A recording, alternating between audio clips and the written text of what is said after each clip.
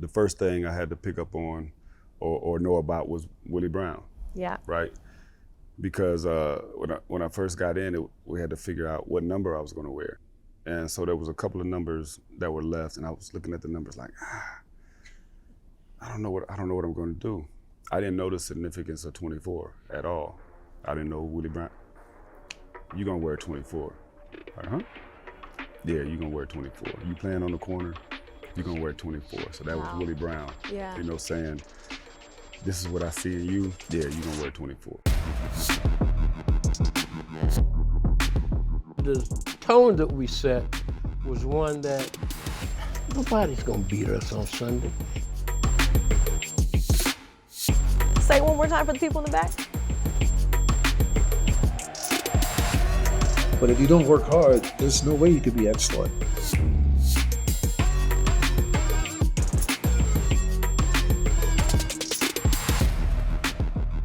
Raider Nation, what's going on? Sibley Scoles here. It is time for another episode of Raiders Talk of the Nation, and I'm joined by none other than your favorite guy, Mr. Charles Woodson. We are here in Las Vegas, Resorts World at the one and only 8 Lounge. Cigars, you are an aficionado in that lane.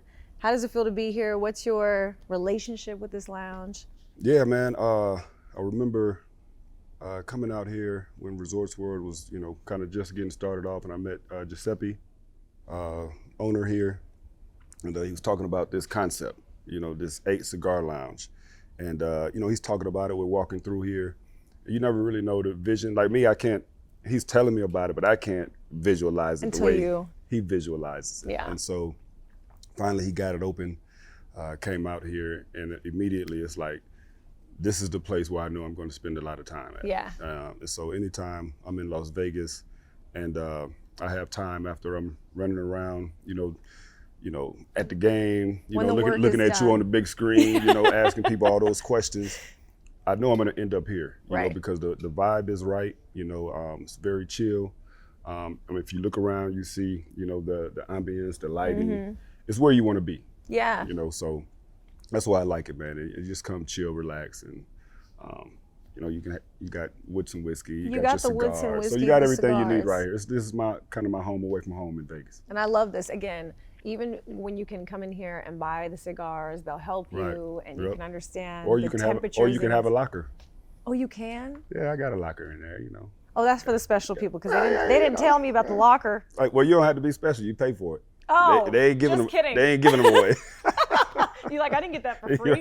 Right. So it's like when you go to some of those bars where you can buy your own bottle, Yep. leave it in that locker, and Yep. every time you come back, you get to experience and have that. 100%. So I come in, I walk in the door, go to my locker. They have a special key, of course. Yeah. Open it up, pick out, cigars that you've already, bought before. Yeah. Or, sometimes people give you cigars as gifts. Keep Just them put it in there. And whenever you come out, you're good to go. Because there's special temperatures, right, and different. You have Yeah, to keep them. Yeah, they keep it temperature controlled so that you get a perfect smoke every time. You learn something new every day. Yeah. Thank you, Charles. Yeah, no I'll be problem. back, and I'm looking for my locker. Uh-oh. Let's talk about football. Broadcasting, stepping into that lane, stepping in, when you played football. When you first got into the NFL, being a player, that life, and then now going into broadcasting, being in there. How many years now have you? I basically started when I retired. So right in Jumped 2016, right I jumped right in. And so I've been at it ever since, so 8 years Did you want basically. that transition? Did you? I didn't know.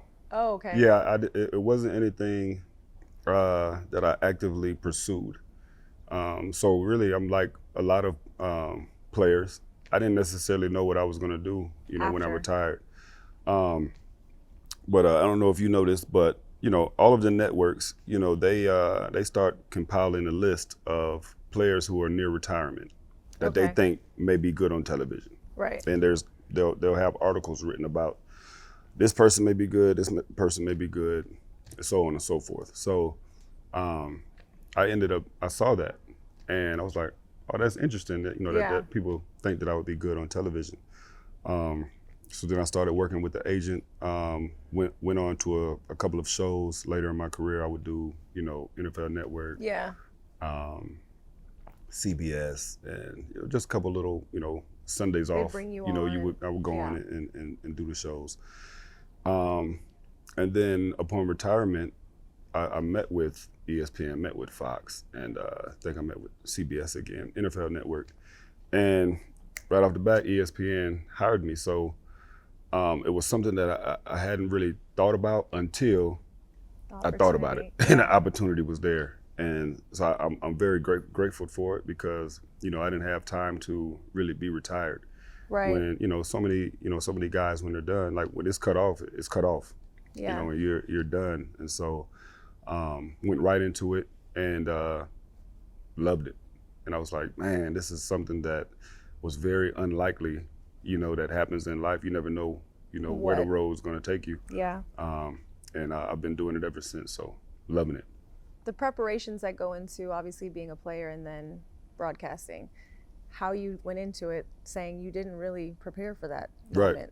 But what did those days look like for you going into that? Was there ever moments in the career when you were preparing and went out there and said, I don't know if I'm doing this right, and then in broadcasting, because it wasn't something that you were striving for? In terms of, football, there was never any question. Ever. You did so much already. Yeah, there was never any question. I mean, I've been, playing this game since, playing, flag football at 7, 8 years old. And never an inkling of self-doubt ever throughout that? In football? I'm saying even not from the beginning, none. Never. That's amazing. Because professionals still to this day, even like artists, performers, they say, I get nervous. Football, I was always the man in football. So there was never really, from running sweep rights and sweep lefts. That's the only play I remember in flag football. Just throw it to me and I'm running up the sideline. So I always had success at it. You're right. So it was one of those things where it was like, it early on it kind of came easy because you're just a better athlete. And then that success continued on through, middle school, high school, on into college. And, when you're in college, you start really kind of paying attention to drafts. Right. And you're watching guys get drafted that you played against, and you're like, oh yeah, I'm going to the NFL. See ya. Yeah, so, and then getting there, there was never, any doubt. I was on a mission to be one of the greats. Right. You know what I mean? And, the only thing I would say during that time that kind of would give me pause is that I had, some injuries. Injuries started piling up, throughout my career. And it's like, oh man, dang, I broke my leg. Oh, I broke my leg again. Right. Man, my shoulder. Oh, I broke my shoulder. It's like, Jesus, what I'm saying? What's happening? What's going on? And so that would be, that would be the only thing that I would say. Like at one point, I was like, man, I don't know if I want to do it anymore. Right. But then I ended up leaving, going to Green Bay, and it was a new setting. And then that kind of brought me back. Brought me back. And then the rest is history. So nothing there, broadcasting side. Yeah, broadcasting. Were there ever any? No, not really any doubt. We had to coming in. It was a new crew. Myself, Randy, Matt Hasselbeck, and we were replacing some guys who had been there, for a long time. And you know how it is. People are used to what they know. Right. And, we don't like change. Yeah, you have this new crew coming in, and so you start reading all the comments. Oh man, why did they bring this guy or this and that? So you start, seeing some of the negative stuff, but you feel good about what you're doing and the people that you're working with. Eventually it'll shine through. Right. To a point to where people were accepting the new crew. Yeah. You know what I mean? But in terms of doubting it, no, because I feel like I had been in front of the camera really my whole life. And so being in front of the camera, Natural. always very comfortable in front of the camera. You find out what it takes to, make a good show. Of course, you got to make sure you know what you're talking about. The one thing I've always prided myself on is making sure when I'm talking about the game or talking about players, that I'm not speaking out the side of my neck, to where guys are like, this dude act like he never played the game before. Yeah. He's acting like one of them. You know what I mean? So always try to keep it respectful. Yeah. And so that's the way I approach it, and it's worked. Yeah. You've done so much, And I'm sure, obviously, you've got kids. You have your Two son. boys, yep. 2 boys, your son, who you've got highlights. You Yeah, watch yeah, it. Your involvement is there. Just won the district championship last weekend. Yeah. You know, my oldest son, he's in high school for Lake Nona. How old is high he? school. He's 15. He's 15. And they won the district, and that was exciting. Yeah. That was exciting. That was my first year, you know, helping out and being on the staff and coaching him and, you know, coaching the secondary and then coaching the defense as well. You never know what that feeling's going to be like until you do it. Yeah. So to be out there and to actually be coaching him, trying to coach up the other young kids that I'm responsible for coaching, and then to have them go out and perform, have them make big plays, you know, in big moments, because we had to make a couple of big stops defensively that helped us secure the win of that game. And then after the game, man, you know, I'm with the video with my phone, we jumping up and down, like that puts you right back in the game. Yes. You know, and so, man, I enjoyed every minute of it. Different perspective now. Different perspective. But it's still, the love is right there. It's still and it's doubled because your son is. Yeah, that part never leaves you. Right. You know, even going to the games here. And I don't want to be between the lines no more. I'm done with that. But I feel it. Yeah. You know what I mean? Yes. Like I feel it in my bones. In your bones, yeah. You know what I mean? When we make a play or we don't make a play. Right. It's like, oh man, because from that bird's eye view up, when you're watching the game, it's like you can see things developing. And you're like, go, don't go, do that, do this. You know what I mean? So you find yourself like, you know, kind of clutching up and tensing up. And so it puts you right back in the game, and that feeling of you know, that team bond that you have with your other teammates. It was a lot of jawing, you know, in that district game, was a lot of jawing going back and forth between the two teams, but the guys on the team had each other's back. Like that was real. Love. You know, that was real, and that's one of the things about football that you get, or team sport in general. Right. Is that you know, the discipline you got to have to win, that teamwork. You know, when things aren't going right, somebody has to pick up the slack. But when it's all working together, we can do great things together. Right. And so that was huge, you know, for those young kids. that That was one step, but Yeah. but there's more to do. Yes. You know, we always more to do. celebrated that, but there's more to do. Did you ever have a talk about football with your sons? Did they come to you saying, Dad, I want to play? Were they always around? Like, what was it for you to? Yeah, they always wanted to play. They did? Yeah, I tried to, hey man, you know, soccer. Really? You know, you guys want to play basketball, you know, so I told them, hey man, you don't have to play football because I played football. And so I really tried to push them into other sports. But they love to play the game. Yeah. You know, they're having fun. And so you just encourage that.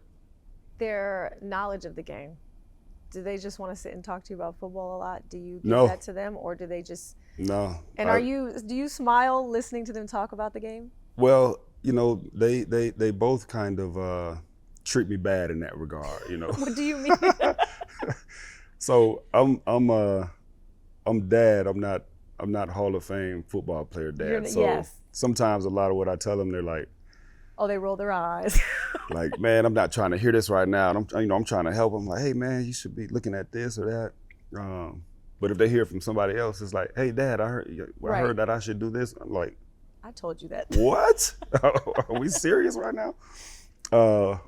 But you know, over this past year, you know, helping you know, with the team and coaching my oldest son, there's more conversation, a little more football conversation. It's fun to watch him watch film of the opponent on his phone, because then I know he cares about it. Yeah. You know what I'm saying?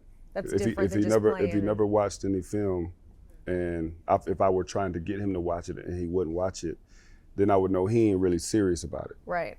But if, you know, I'm sitting down watching television and he's sitting at the table and he's on his phone, hey Charles, what are you looking at? Oh, I'm just looking at you know, whatever team we're playing next week. There's a little something in me, like homework. I don't overly praise it, because I don't want him to be like, man, get out of here. I'd just be like, oh man, that's good. And I go back to doing what I'm doing, but I love that. Because that's, I mean, if you want to be great at what you do, You have to especially in know this game, you got to know the opponent. the ins and outs of Yeah, everything. yeah. So I can appreciate that about them. What makes you smile when you think about your kids? Man,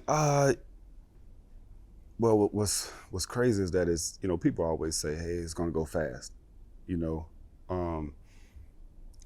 But every time I think about them as little bitty Yeah. toddlers, Yes. you know, that's the thing that, you know, that time when you used to be able to pick them up. You know, anytime I think about that, man, I just, yeah, just a big smile on your face, because there's nothing like, you know, having, you know, your own, and they're good kids. Right. You know what I'm saying? Like, they're good kids, and that's the thing that probably makes me smile the most. They're good kids. Was it easy for you to become a dad and figure things out for them? And Still figuring it out. it's everyday changes, Yeah, right? Yeah, I don't, you know, if someone says they've figured that thing out, then they're lying. They're to lying you. to Yeah. you. Because you know the kids get older, and especially now there's so much influence, you know, with phones, iPads, social Right. media, the Not whole everyone's paying nine. attention. Yeah.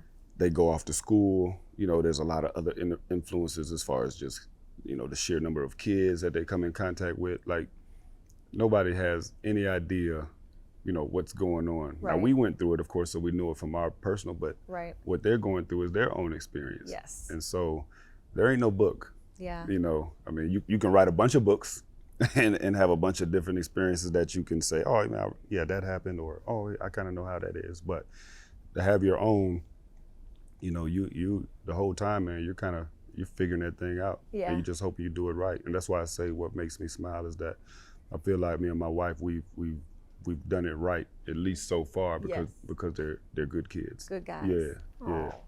So everyone, make sure you tune into the games. We'll be seeing them a lot more. Mm-hmm. I want to switch over now, getting back to the Raiders. All right.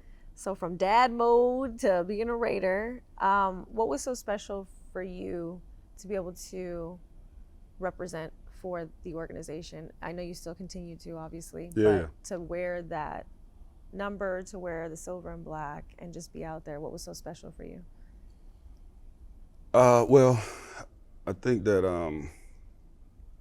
well, not that I think, I know when I first got here, I really didn't know the Raiders. Mm-hmm. You know what I'm saying? Of course, I saw, you know, the Raiders on TV, but, you know, where I'm from, Midwest, it was, you know, I'm in close proximity to Cleveland, Cincinnati, Right. Chicago Bears, Completely different. You know, New York Giants. So I knew that more, you know, than I would know West Coast Right. Raiders. And so getting out here, the first thing I had to pick up on or know about was Willie Brown, Yeah. right? Because when I first got in, we had to figure out what number I was going to wear. And so there was a couple of numbers that were left, and I was looking at the numbers like, I don't know what I'm going to do. I didn't know the significance of 24 at all. I didn't know Willie Brown. You're going to wear 24. Like, huh? Yeah, you're going to wear 24. You playing on the corner, you're going to wear 24. So that was Wow. Willie Brown, Yeah. you know, saying, this is what I see in you, Take it. 24. So Yeah. then, you know, from there, now you start really learning about Raiders history, The history. the yeah. culture. Jim Otto's working in the building. George Atkinson is always around. You start learning about them. He's fun. You know, he's fun. He's a great guy. Love Yes. George. Jack Tatum is around. Yeah. You know what I mean? And so you had these guys, you know, these real guys that were revered, you know, in Raider Nation around Oakland, in the NFL. It's like, dang, this is pretty cool. So then, from there, there's a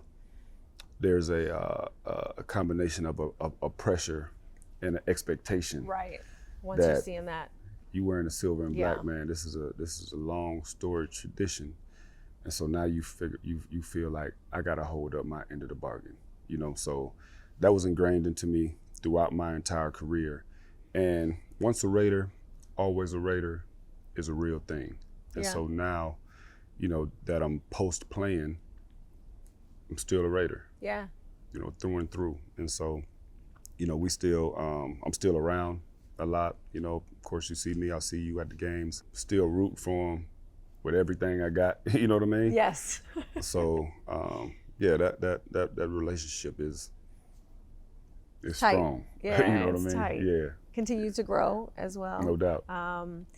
Do you have your welcome to the NFL moment that you remember where it hit you like, oh, we're here in the big leagues. This is the one. You know what? In practice, one time, you know, my first practice, one-on-ones going against Tim Brown, and and you know it's one-on-one, so there's no rush. Right. You know, we don't got you know, anybody coming off the edge, you know, to sack the quarterback or flush him out of the pocket. It's just you, the receiver, quarterbacks, and Tim Brown ran this route, man. He's like, and I'm like, what? Are we serious? Like that's what we doing in one-on-ones? Right now? I'm like, okay. So that was kind of like my welcome, like, dude, you got to go to work.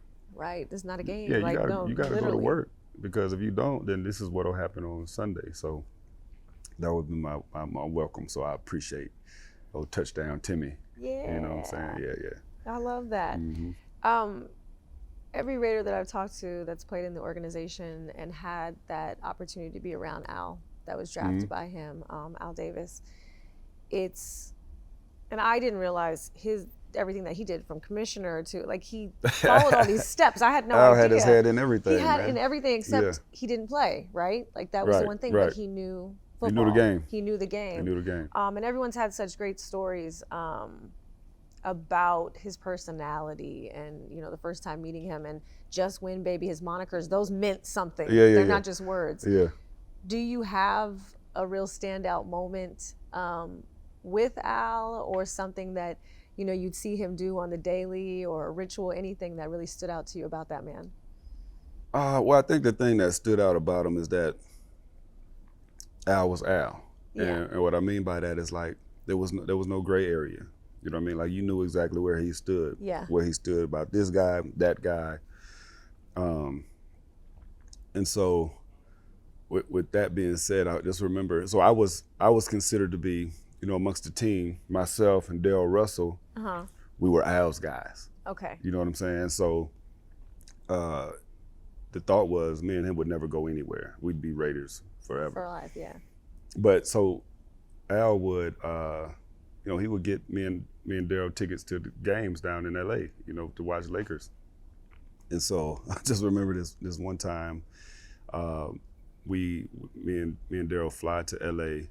We meet Al at the place where he was staying. I forget where it was in LA. Get in the car, we're riding, and we get to the stadium. And so Al's got to pick his tickets up from will call. And we look at this will call line, and this line was down the street to get into this will call line. Yeah. And so me and Darryl looking at each other like, dang, man, we got to stand out here. And then we got this Al Davis, like, how's this gonna look? Right. So we get out this car and we start walking by this line, and we're just walking by the line. I'm like, okay. And so and people are like, oh, Al, you know, Al, can I get your picture? Can I get your autograph? He's like, no. We just continue to walk. I'm like, what's about to happen right now? Al walked right up to the front of that line. Al Davis, need my tickets. Tickets grabbed him. Me and D. Russ like, now that's gangster. No questions asked. Man, no questions asked. Walked right up there, got his tickets. We went in, and it was like, man, that's a bad dude right there. You know what I mean? And this entire line, ain't nobody just like. I was gonna say they had to respect it. Right? They respected his gangster, I guess. But that was Al D, man. Did the Lakers win that night?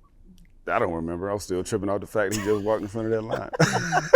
You were sweating. You're like, what are we doing? Yeah, I don't even remember the game.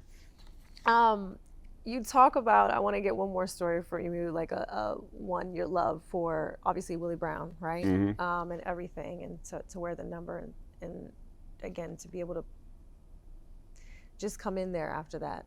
Do you have a story With Willie Brown? Yeah, that stands out, or like anything that really. You know, me and Willie, man, we spent quite a bit of time together. Yeah. You know, I would go out to his house and you know, stay the night, you know, on occasion, you know, and just, you know, hang out. He had these 4 Rottweilers. You only seen 3 of them though. One of them, I forget the name. He kept that one.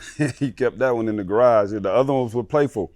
Oh, they were big, you know, and heavy, and like they would come up to you and just, you know, kind of nudge you, and you kind of like fall over because they were some heavy dog. But then that other one, he was in there by himself. He's like, Charles, I can't let him out. I can't let him out. But man, he had these. He loved these old school cars. Really? So he had this garage, you know, full of you know, these old vintage cars, man. Yeah. That he, you know, those were he was in there taking care of them. Those were his babies, man. But you know, we would go fishing, you know, during training camp. Yeah. You know, we'd take some time off and go somewhere in Napa Valley. I don't know where he was taking me, but we'd go off in you know, to these little bitty streams or whatever, and we'd fish and, you know, just chop it up. Every year, you know, when my kids were born, Willie Brown would send them a Christmas present every year. So Willie was, he was my guy, you know. Yeah. But the funny thing is that anytime I had any injury or I got hurt, you know, I'd be limping around or something or holding my arm. He'd be like, hey, you okay? I'd be like, man, Willie, you know, I hurt my elbow or my knee. He'd be like, okay. Can you go?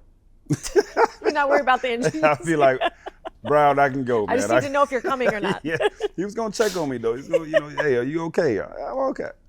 Can you go? I'm like, I can go, Brown. So yeah, Brown was my guy, man. It's cool. I'm sure you still hold so much of that, you know what I mean, relationship of, just grateful for that. Oh, no doubt about it. No doubt about it. Yep. You are a businessman. You handle business. We're here drinking Woodson whiskey, and you've got Intercept wines. It's a lot to take on, but it seems like you do it so flawlessly, and you have the passion for it. It's not just putting your name on something. Right. Because you see a lot of people who are, you know, have a name and they just put their name on anything. Yep. You're not that person. Talk about those business ventures. Was, you know, the liquor side of things where you wanted to be, and then just your passion and how that came to be about? Well, man, you know, I tell people that my involvement with wine came really by sheer proximity. You know, if I get drafted anywhere else, I'm not in the wine business. It's not happening. But getting drafted to the Raiders and spending time in Napa Valley, like that's what, you know, piqued my interest about wine. And so early on, started, you know, out in Napa Valley making wine, and just, I mean, I loved everything about Napa. Like Napa was, it's beautiful. You know, yeah. You know, I feel like, you know, training camp was meant to be there. Yes. Yeah. Maybe it should be back there. I don't know. That's out of my hands. But you know what? When you get into it, you don't necessarily know where it's gonna go. Right. Because I didn't grow up in it.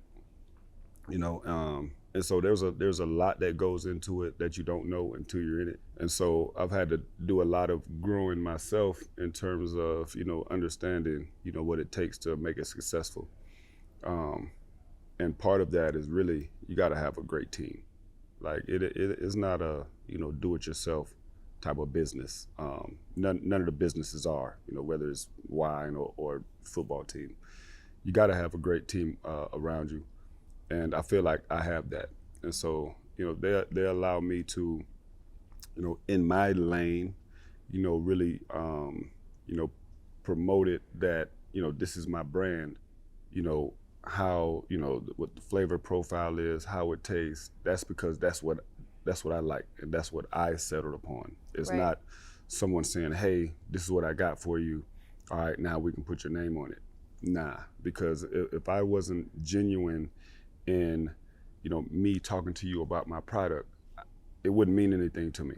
And it'd be hard to push it if it was just the name on the bottle. People can tell when you're not Absolutely. truthful and honest about it. Absolutely. Consumers understand and know that.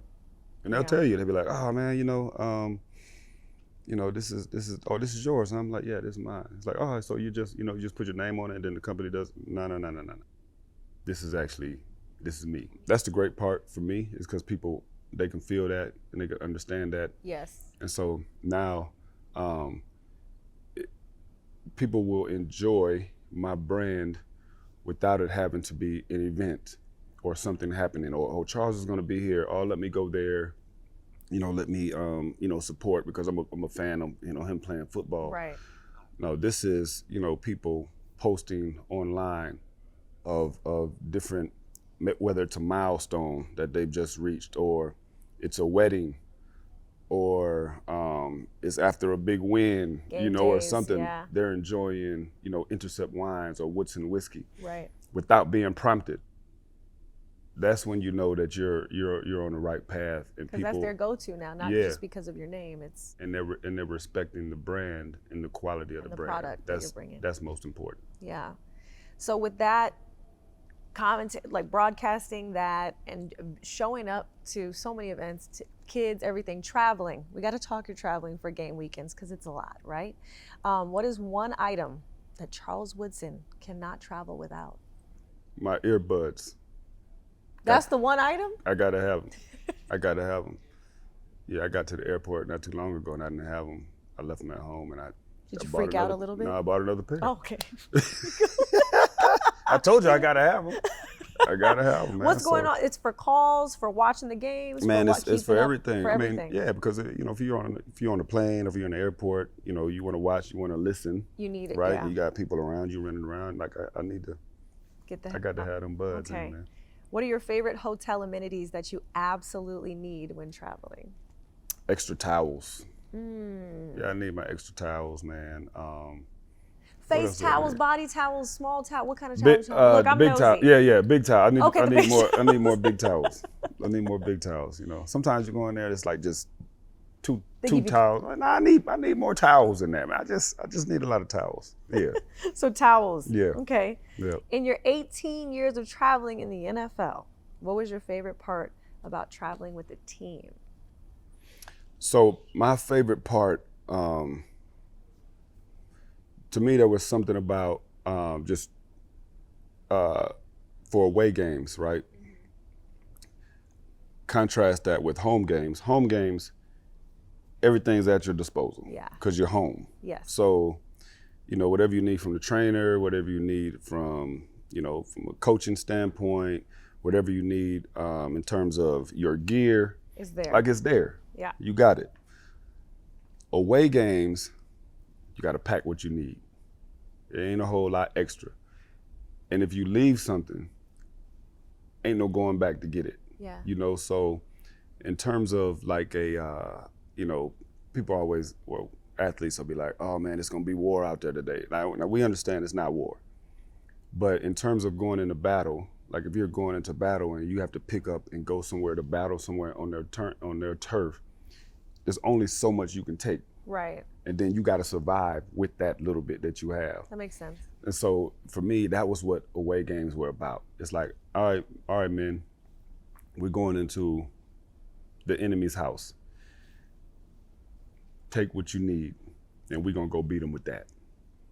You know what I'm saying? Yeah. So there's a we used to say, one of my coaches used to say, you got to be comfortable being uncomfortable.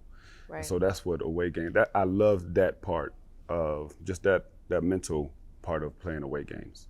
We're learning so much about you today. Yeah, it's a little Man bit. needs his earbuds. Yeah. Some towels. Yeah. And I'm good to go. And you're ready to go. It's and some that's flip flops. I need flip flops. Flip-flops, Yeah, I not don't like to slides? be barefoot. Slides or flip Well, just something on my feet. I just need something on my feet. With your toes out? Well, yeah, they're fine. Do you get pedicures?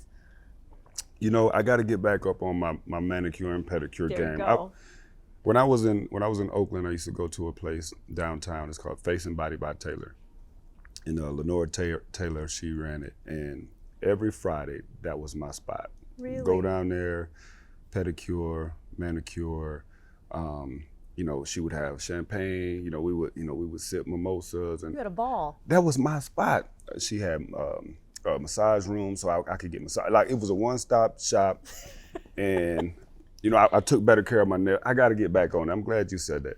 I'm going next week. We're here to help. Yeah, We're here to help. Yeah. And I love that as a player, you're saying your Fridays consisted of going to get a manicure and pedicure. Oh man, I feel like I don't think that most people would say that. It was a must, and it was a hangout spot for me too. Like those were my folks. Okay, last question before we get out of here, because I know you got to go. If you could tell me right now, who are you at this very moment in life? The things you've been through and learned as a dad, as a husband, as player, everything that you've done, accumulated in life. I know it's a big question, but who are you right now, and how do you feel about yourself? I'm really I guess a sum of everything around me. You know what I mean? So I'm not one thing. So husband, father, friend, businessman, as you mentioned, an example. I'm a sum of all of that, you know. And so I'm trying to, or I try to be present in each one of those things whenever they present themselves. You have to be different things at different times. You know what I mean? So I am that. I'm a sum of all of those parts. So I guess that's how I would answer that. As a whole, you got all those little things going on. I got it all. Yeah, you can't be one thing. I try to explain that to people. Yeah. You can't just be one thing. No. Express yourself, live your life. There it is. Be everything. Yep. 8 Cigar Lounge, thank you. We're here. We'll be back. There's a nice little patio. I might go out there. The sun is shining. Oh, yeah. Resorts World. It's the place to be. Yes. That's it for this week's episode of Raiders Talk of the Nation. We'll see you here again next week for another new episode. More Silver and Black coming your way.